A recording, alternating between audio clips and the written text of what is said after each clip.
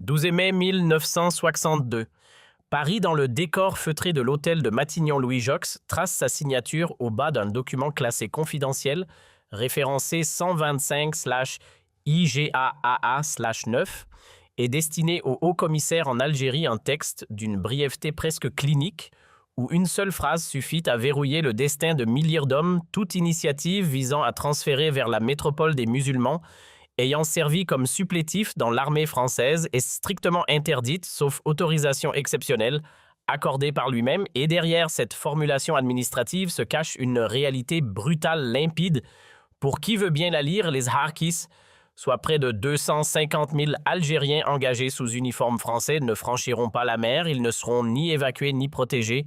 Ils resteront sur place, exposés, désarmés, abandonnés à une issue que l'État choisit de ne pas maîtriser, alors même que quelques semaines auparavant, le 19 mars 1962, les accords d'Évian affirmaient noir sur blanc qu'aucun Algérien ne serait inquiété pour son engagement durant la guerre, une promesse officielle, assumée, affichée, mais qui 2 mois plus tard se voit contredite dans les faits par cette circulaire discrète qui ne supprime pas la parole donnée mais la vide méthodiquement de sa substance, installant ainsi les conditions d'un abandon massif.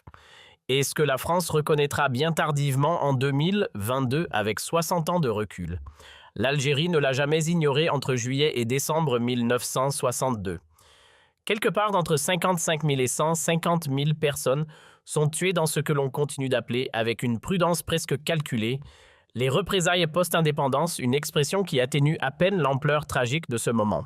Aujourd'hui, on ouvre ce dossier parce que les Harkis constituent un piège mémoriel, un piège dans lequel Paris tente d'enfermer l'Algérie depuis des décennies.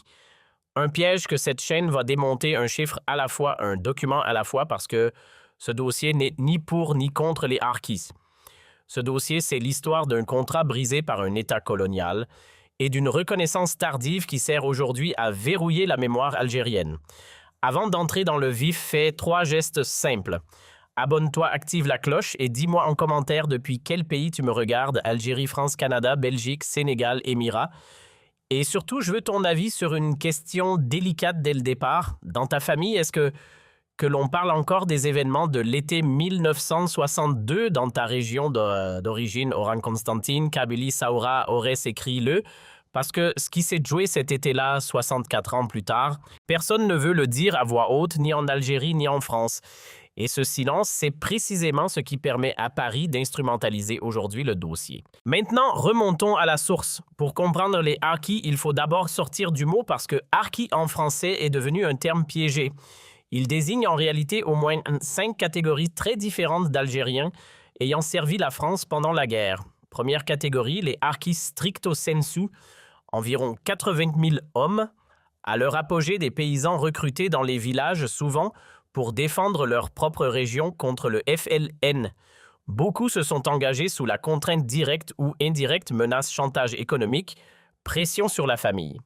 Deuxième catégorie, les Moghaznis, 12 000 hommes supplétifs affectés aux sections administratives spécialisées, les SAS, travaillant quotidiennement avec les officiers français dans les villages. Troisième catégorie, les groupes d'autodéfense GAD, 60 000 hommes armés par l'armée française pour tenir certains villages, un engagement souvent tribal et local.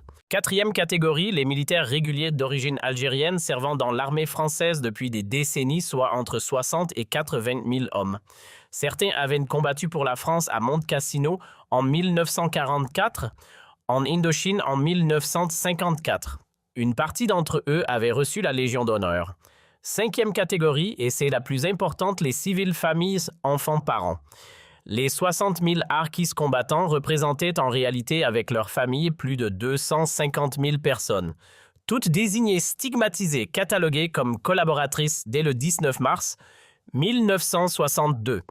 Retiens ces chiffres de 250 000 personnes concernées au total combattants actifs en 1961, et c'est sur ces 250 000 personnes que va s'abattre à partir de l'été 1962, l'une des pages les plus dramatiques de notre histoire commune. Maintenant, la double peine française, premier étage du piège, l'abandon.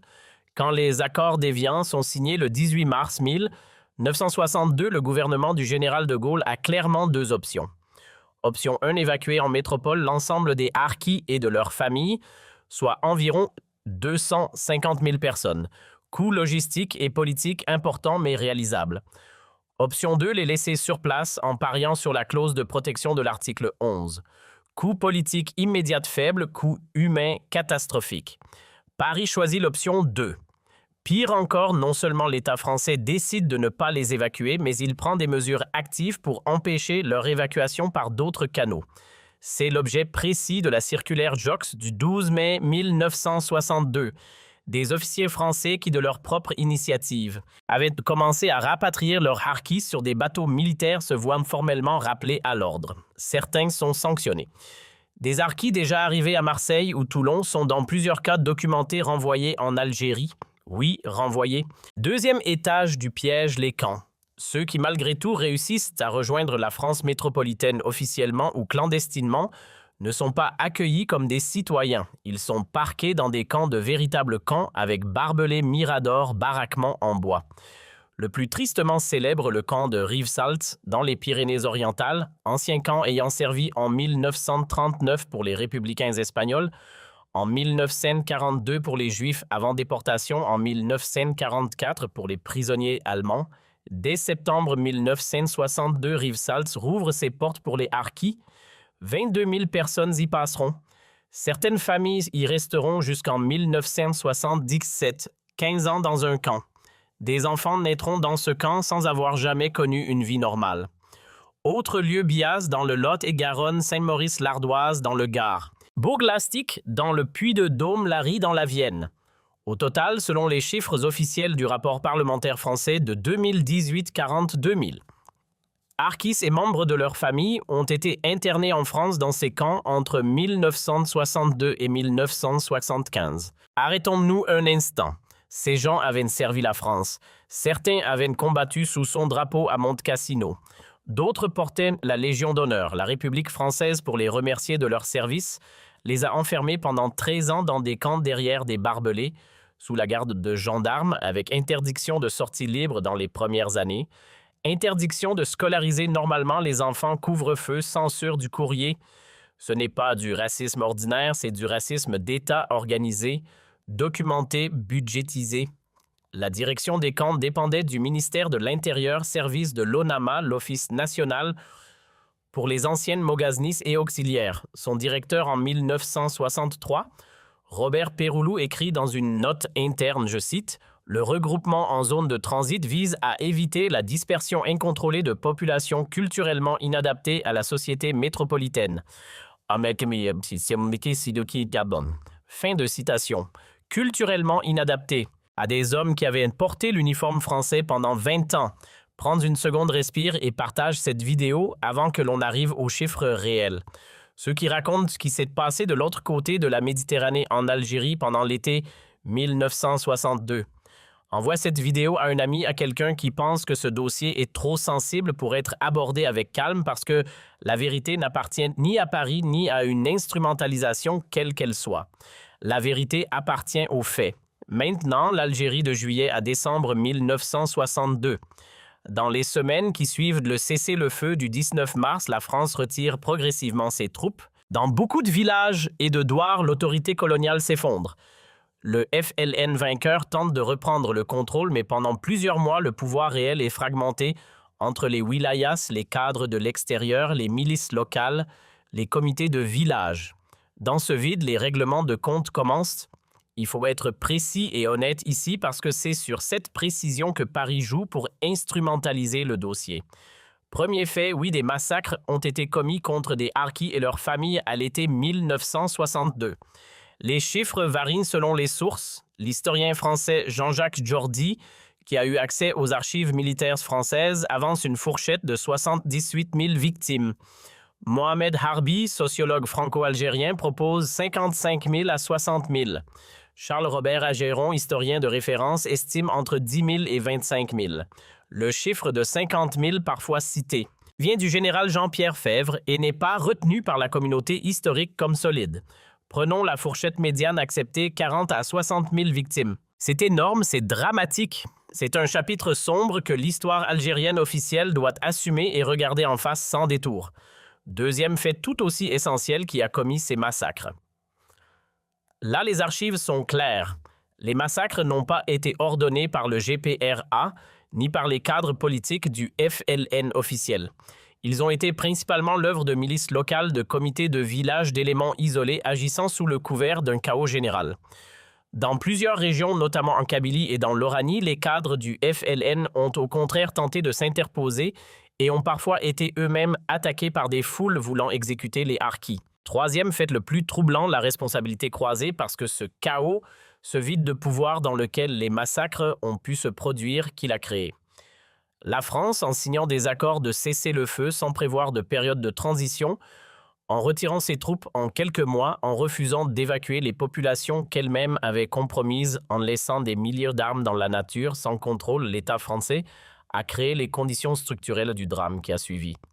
En d'autres termes, oui, les mains qui ont frappé étaient souvent algériennes, mais le scénario, le décor, le vide politique, la colère accumulée, l'absence de protection, tout cela a été mis en place par des décisions françaises. Responsabilité partagée, mais pas à part égale.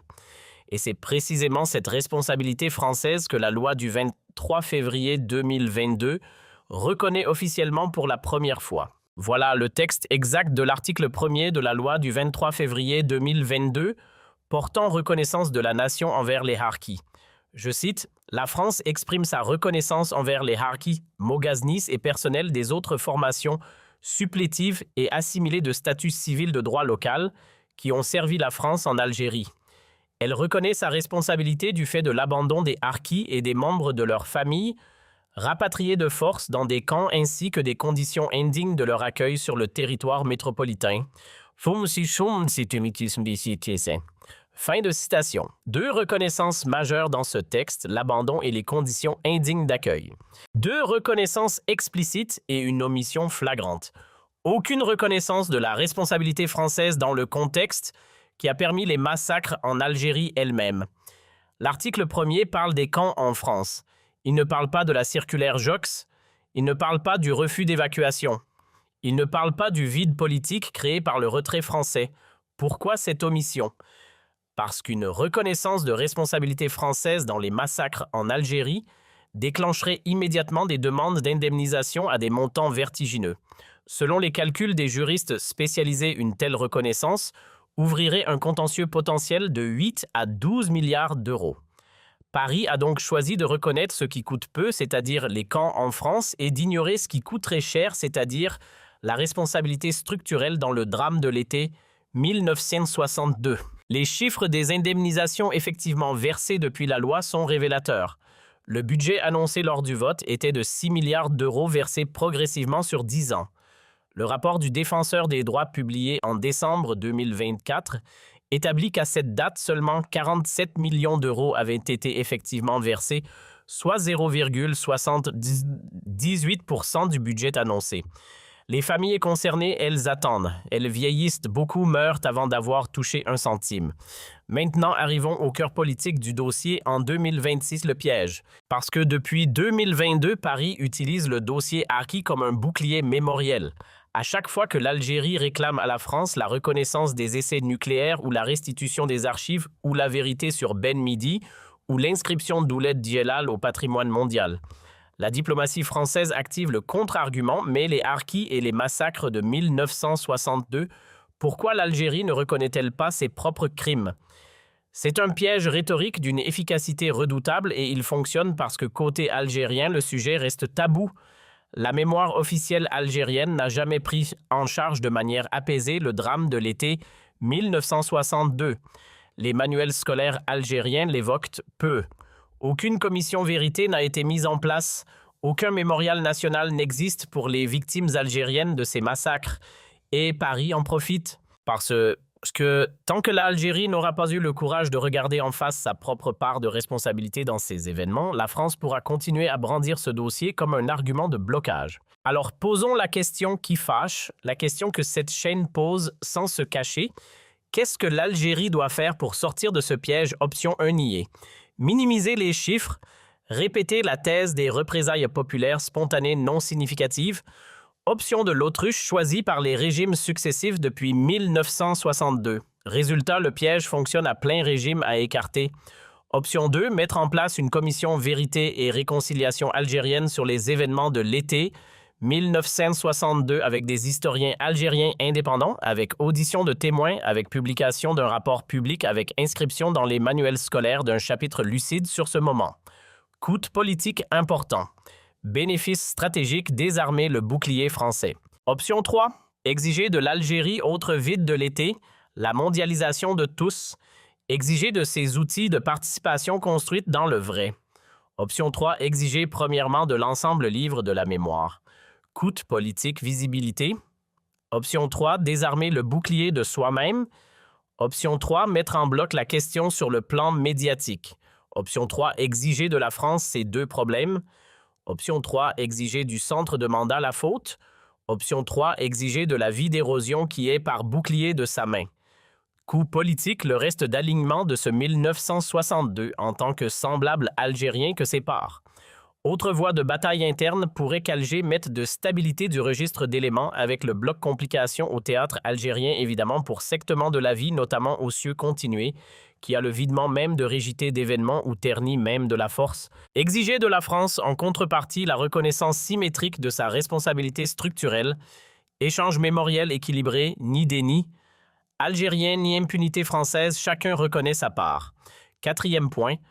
Ouvrir un mémorial national algérien pour toutes les victimes civiles de la guerre de libération, sans distinction entre celles tombées sous les balles françaises et celles tombées dans le chaos de l'été 1962.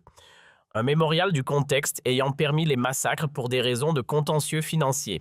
5e, sur les 6 milliards d'indemnisation promis en 2022, seulement 47 millions avaient été versés fin 2024, soit 0,78%.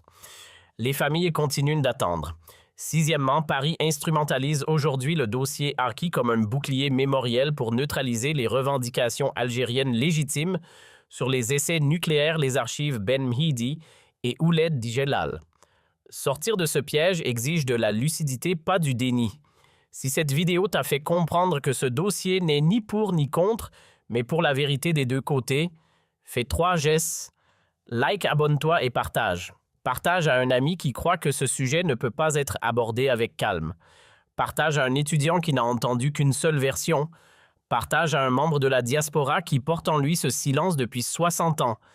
Parce que briser un silence de 60 ans, c'est le premier acte d'une mémoire adulte. Gloire à nos martyrs. Gloire à nos martyrs.